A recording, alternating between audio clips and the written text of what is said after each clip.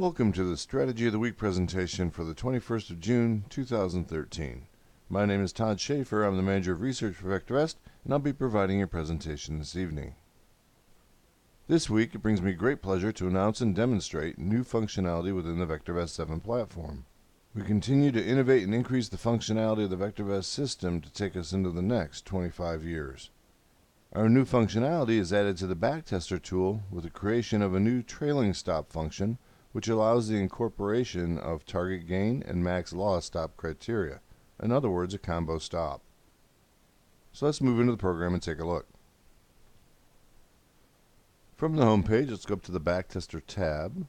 We'll click on it, and we'll backtest an idea.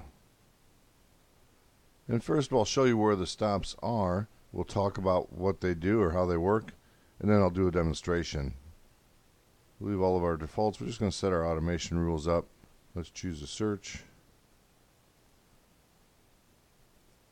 And our stop criteria. Now, if we come down to trailing stop, this is where the new functionality rests.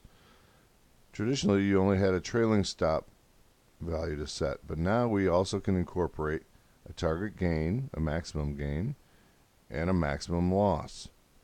So that we can understand how these work in combination, let's first understand how they work individually. Let's begin with the trailing stop. I've created a little slide. To demonstrate the trailing stop, I've pulled up a graph of Surtex Medical, and as implied by its name, a trailing stop trails price action by the interval that we select. So if I bought Surtex at $11, then the initial stop loss would be set 10% below that at $9.90. As price action rises, then the trailing stop will follow at that fixed interval of 10%. We never adjust it downward, so as price retraces, we wouldn't adjust the stop loss downward. It would just stay fixed at its last point, 10% off the relative high. Eventually, that upward price trend stops after having reached a high here of $13.30. That represents a 20.9% gain off our purchase price.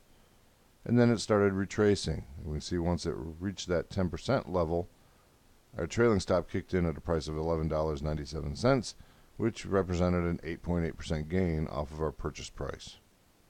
The biggest benefit of this approach is that as price rises, I have no upside cap, and I can let my winners run. On the negative side, I've signed up to give back at least 10% of any gain that I capture, and I also need to make sure that this 10% threshold is broader than any normal volatility that I would see in the trading action. Otherwise, I might get stopped out too early. That situation often happens when we're trying to minimize how much we give back, but we start crowding in on the share's normal price behavior. Our other approach is to set maximum gain and loss hard stops. Let's examine those. Looking at the same price chart, again, we're still buying at $11. We're going to set our initial stop loss at $9.90, again 10%. This defines our maximum risk, but in this case that stop loss price is not adjusted once we're in the trade. We also set a stop loss to set our maximum gain. Here at 20%, we would have a sell order for $13.20.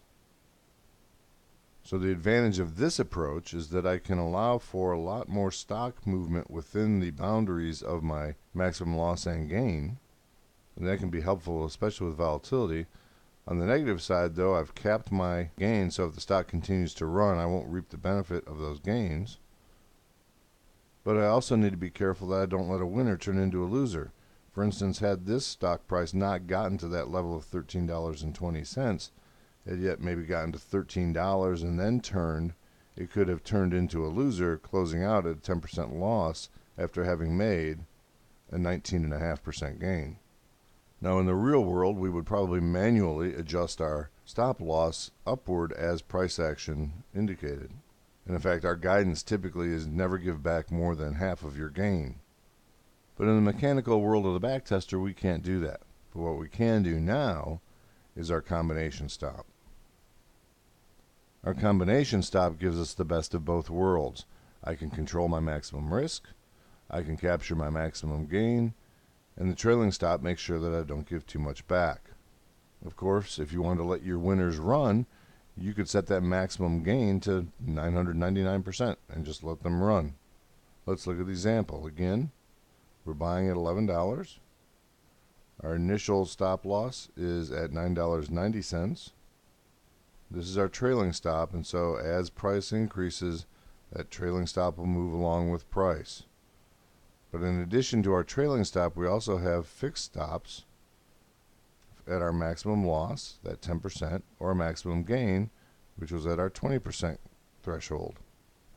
And so now we see if we had fallen just short of our 20% gain, we would have pulled back and hit our trailing stop, which would have protected us from giving back all of our gain. Now I set my initial risk exposure here at 10% by having this fixed stop 10% below my purchase price. But what if I instead made that a 5% risk exposure? Then right out of the box from the purchase price, had I fallen back 5%, I would stop out. But if price started to run, then once I got over an interval of 10%, my 10% trailing stop would kick in and take over management of the trade. So with an understanding of how these stops work, I thought I'd do a practical demonstration using last week's Strategy of the Week presentation using Colt 45 Supercharged. Let's move back into the program. I want to recreate Jerry's strategy presentation from last week, but first I do want to make a base run. So click back, test an idea. Jerry traded $50,000 in the account instead of $25,000, but he left all the other defaults in place. We did use confirm calls. Under automation rules, we did use in the cherry picking group the Colt 45 Supercharged search. But for stop criteria, I'm going to leave it at none to create that base run. And you'll see why here in just a second. For more settings, he did trade 5 positions. Automatically replace those positions, open all 5 at once. Close any position at the inception of the trading signals. Invest the average portfolio value in each position. Odd lots. Limit repurchases to 31 days. And the rest of the defaults he left intact. For the confirm down calls, he went to cash. And his test period began on the 27th of January.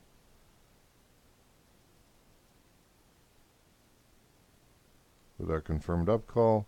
And he ran it through June 13th, which was the day before his recording. And we'll give this a name, and let's call this Colt 45 Supercharged Baseline. And I'll click Finish and Run. And so we're not applying any stops. We're just going to let the strategy run on timing.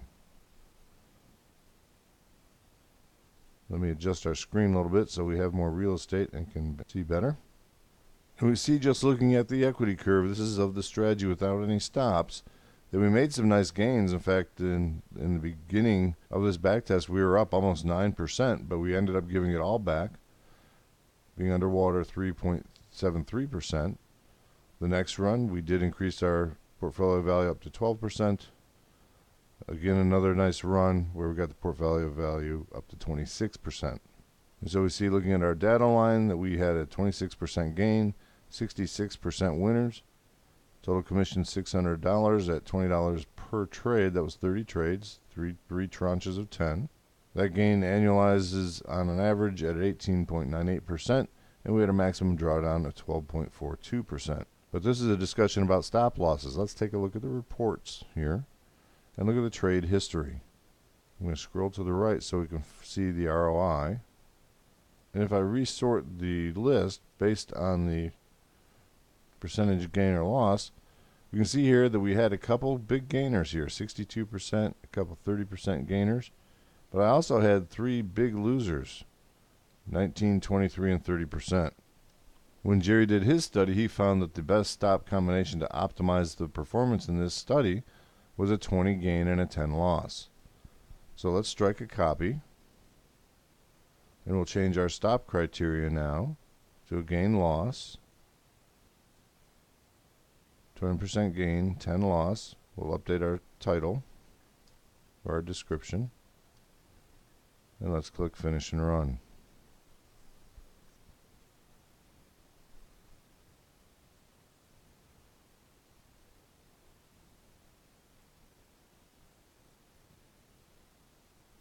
And here we can see, just looking at the equity curve, we never went underwater. In fact, we locked in a lot better gains. Let's pull this down a little bit. The 20 gain, 10 loss stop improved our gains from 26% to 48%. It even improved our percentage winners a little bit. We did have almost twice the trading activity, but our drawdown fell from 12% to 4%, a little under 5%. If we again look at our reports and look at our trade history, we see about twice as much trading now. And if I scroll over and let's resort again, I see that in my gainers, I eliminated the 60% gain and 30% gainers, but I replaced those with many more winners. I have a lot more winning positions than I had in the first go. And of course, looking at the losers, I got rid of those big losers, although I do still have some fairly large positions lost here at 10, 12, and 15%. The most notable changes were Beach Energy, that was in the first run a 23% loser, turned into a 19% winner. So we caught it at its peak before it retraced again into a 23% loss. We had a similar experience with RCR, which originally was a 7.6% winner. We caught it at 22.7%. And Resolute Mining, although it was a 12.5% loss in this run, it was a 30% loss in the first run. So for our next pass, I want to start incorporating our trailing stop to see if we can find any more of these positions that made some nice gains but didn't quite get to that 20% threshold before they retraced, and see if we can't grab some of those gains before they turn into losers. Let's close this. We'll strike another copy, and this time for the stop criteria, we'll go to our new trailing stop. And so we'll use a 10% trailing stop, and we're going to use a target gain of 20% and a maximum loss of 10%. And let's update our title. In my naming convention, I'm just going to put a T10 for our trailing 10% stop loss. That'll be the naming convention that we use there. And we'll come down and we'll click Finish and Run.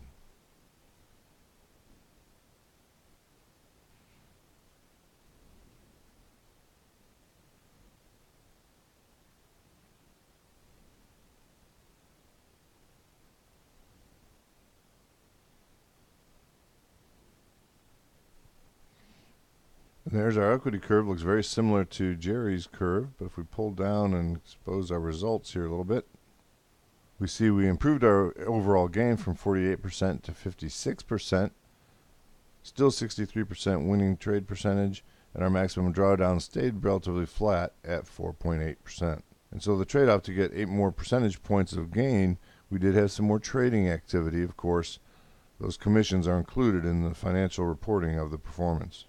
Well, I ran some additional studies to find out what would happen if I let some of those winners run, if I raised that upper stop limit to 30, 35, 40, 50%. And let me show you the results of those tests. Here's the first run where we increased our upper stop to 30%, and we actually fell back in performance to 43.5% with a little bit more drawdown. And that trend continued as I went to the 35% gain. A slight improvement over the 30% gain at 45% with a 5% drawdown.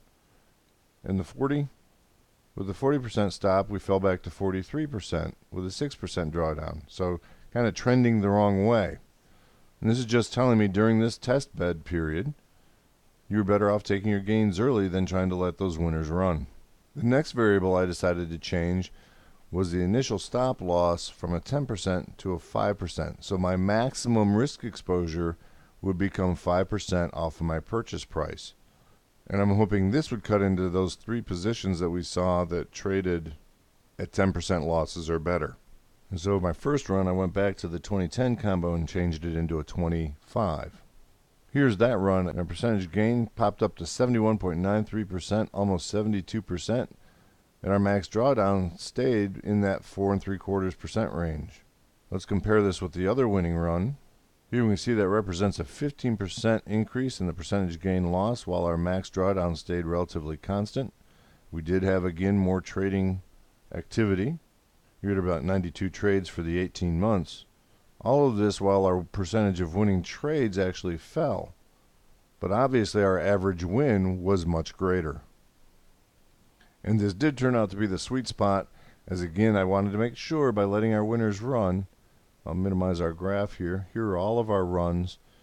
And as I went to a 30 gain, 5 loss, you can see performance fell off. Still nice results, but we optimized here at the 71, almost 72% gain. Almost 23 points better than our original stop methodology, and a 45% increase over our base run. And with performance gains or improvements like these, you can see why we're pleased to bring you this new innovation. With that, I'll conclude our strategy presentation for this week. I do appreciate you being with me. If you have any questions about the presentation, please feel free to give us a call toll free or send us an email.